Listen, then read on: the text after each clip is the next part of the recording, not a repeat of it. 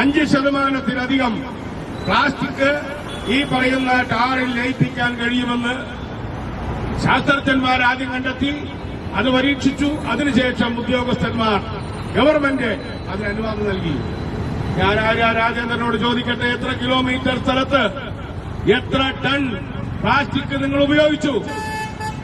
1 ton പോലും ഉപയോഗിച്ചിട്ടില്ല. 1 ton plastic എന്നൊക്കെ പറഞ്ഞത് വലിയൊരു അളവിലുള്ള പ്ലാസ്റ്റിക്കാണ്. കാണുമ്പോൾ പ്ലാസ്റ്റിക്കിന് തൂക്കം തോന്നും, പക്ഷെ അതിന് വലിയ തൂക്കമില്ല. അതുകൊണ്ട് ശാസ്ത്ര സാങ്കേതിക വിദ്യകൾ ഉപയോഗിക്കാൻ മടിച്ചു നിൽക്കുന്നു. പാവപ്പെട്ട ഒരു ഡ്രൈവറുടെ കോളറിന് പിടിക്കാൻ പോയ സമയം കൊണ്ട് ഇത്തരം കാര്യങ്ങൾ ചെയ്തിരുന്നുവെങ്കിൽ ഒരു മനുഷ്യന്റെ ജീവൻ നഷ്ടപ്പെടില്ലായിരുന്നു. CMVയെ സംബന്ധിച്ചിടത്തോളം തൊഴിലാളികളുടെ പ്രശ്നങ്ങൾ നിരന്തരമായി ഏറ്റെടുത്തുകൊണ്ടിരിക്കുക.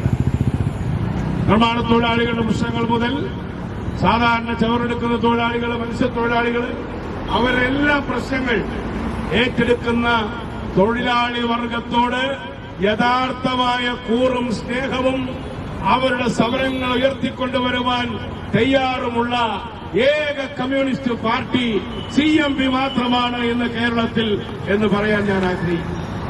നമ്മുടെ പാർട്ടിയുടെ ജന്മദിനം 27-ാം തീയതി വരികയാണ്. MBR അതിനോട് അവിടെ ആ പ്രസ്ഥാനം ആരംഭിച്ചിട്ട് ഏതാണ്ട് 40 കൊല്ലത്തേക്കും 38 കൊല്ലത്തേക്കും കിടക്കുകയാണ്. അതുകൊണ്ട് മറ്റുള്ള കമ്മ്യൂണിസ്റ്റ് പാർട്ടികൾ അവരൊന്നും കമ്മ്യൂണിസ്റ്റ് അല്ല എന്ന് പറയില്ല. പക്ഷെ അവരുടെയൊക്കെ താല്പര്യം മുതലാളിമാരുടെ താല്പര്യമാണ്. അവരുടെ താല്പര്യം മുതലാളിമാരുടെ താല്പര്യമാണ്. ഇപ്പൊ നമ്മുടെ വിഴിഞ്ഞത്തിന്റെ പ്രശ്നം വന്നു.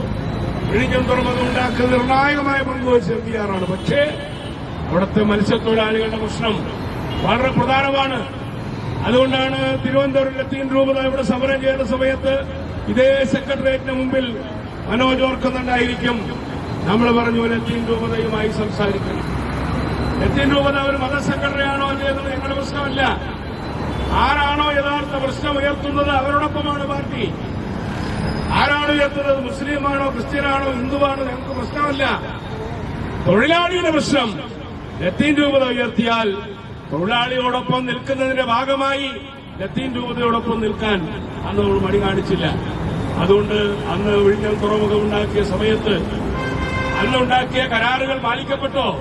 ഇപ്പൊ ഈ കൊച്ചിന്റെ അച്ഛൻ ഞാനാണ് എന്ന് പറഞ്ഞുകൊണ്ട് ഇപ്പോ നമ്മുടെ പിണറായി വിജയനും നമ്മുടെ വാസവനും എല്ലാം കൂടെ നടക്കുന്നുണ്ട്. വാസവൻ വിഴിഞ്ഞത്തിനെ കണ്ടിട്ടില്ല, എയർപോർട്ട് കാറില്ല. പക്ഷേ ഇപ്പൊ അവിടെ ഉണ്ടാക്കിയത് ഉമ്മൻചാണ്ടി ഒപ്പിട്ട MBR അടിത്തറയിട്ട ഉമ്മൻചാണ്ടി ഒപ്പിട്ട വിഴിഞ്ഞമാണ് വന്നത്. അത് പണിതത് ഗവൺമെന്റ് ഒന്നുമല്ല, അത് പണിതത് അദാനിയാണ്. ഇപ്പൊ ചില ഉദ്യോഗസ്ഥന്മാര്, നമ്മുടെ പ്രിയപ്പെട്ട ആളുകളുടെ ഭാര്യമാരൊക്കെ തന്നെയാണ്, അവരൊക്കെ നൃത്തം ചെയ്യുകയാണ്. ഒരു ഗവൺമെന്റിന് വേണ്ടി എന്തിനാണ് IAS ഉദ്യോഗസ്ഥകളും നൃത്താഭ്യാസം നടത്തുന്നത് എന്ന് എനിക്ക് അറിഞ്ഞുകൂടാ. അവര് പഴയ പത്രത്താളുകൾ എടുത്തൊന്ന് വായിച്ചു നോക്കണം ആരാണ് ഇതിന്റെ പുറകിൽ. പിണറായി വിജയൻ വിഴിഞ്ഞം കണ്ടത് മുഖ്യമന്ത്രിയായിട്ട് ശേഷമാണ്.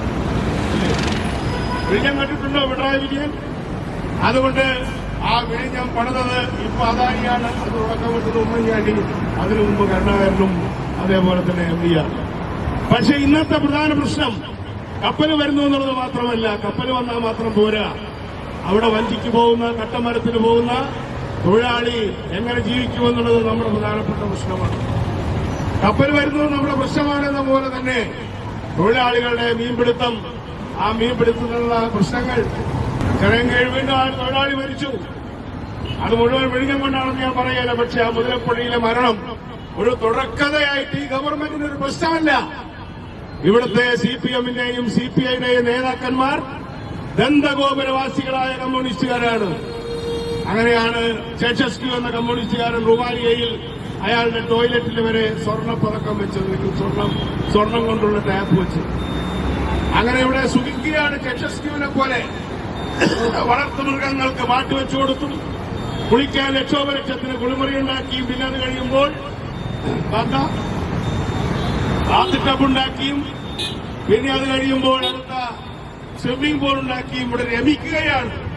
അങ്ങനെ സുഖലോലുപതയിൽ രമിക്കുന്നവർക്ക് ജോയിയുടെയും അവരുടെ കുടുംബത്തിന്റെ വേദന കാണാൻ കഴിയില്ല എന്ന് മാത്രം പറഞ്ഞുകൊണ്ട് ഈ സമരത്തിൽ മേയർ രാജിവെക്കണമെന്ന് ഞങ്ങൾ ആവശ്യപ്പെടുകയാണ്. ഇത്തരമൊരു മേയർ ആവശ്യമില്ല. അവർ ചെറുപ്പക്കാരിയാണ്, എനിക്ക് അവരോട് വലിയ ബഹുമാനമായിരുന്നു. പക്ഷേ ഇത്രയും ഇനഫിഷ്യന്റായ ഒരു മേയർ, പിണറായി വിജയന് പഠിക്കുന്ന ഒരു മേയറാണ് ഇവിടെയുള്ള മേയർ, എന്തിന് അഹങ്കാരത്തിൽ. അതുകൊണ്ട് അവർ രാജിവെച്ചിറങ്ങി പോകണം. ഈ ഗവൺമെന്റും ഈ കോർപ്പറേഷനും ഒരേ പാർട്ടിയാണ് ഭരിക്കുന്നത്. ഒപ്പം റെയിൽവേ ഭരിക്കുന്നത് BJP-യാണ്. റെയിൽവേ അവിടെ കണ്ണടച്ചിരിട്ടാക്കണ്ട, ഞങ്ങൾ റെയിൽവേ സ്റ്റേഷനിലേക്ക് വരുന്നുണ്ട്. അതുകൊണ്ട് കേരള ഗവൺമെന്റുകളുടെ തെറ്റായ ഈ നടപടികൾക്കെതിരായി അവർ രണ്ടുപേരും അർഹമായ നഷ്ടപരിഹാരം കൊടുക്കാത്തതിനെതിരായി നടത്തിയിട്ടുള്ള ഈ ധർണ വളരെ പ്രധാനമായിട്ടുള്ള ധർണയാണ്. i2i News, an eye for truth. i2i News subscribe ചെയ്തിട്ടില്ലാത്തവർ ഇപ്പോൾ തന്നെ സബ്സ്ക്രൈബ് ചെയ്യുക. നോട്ടിഫിക്കേഷൻ ലഭിക്കുവാൻ ബെൽ ബട്ടണും അമർത്തുക.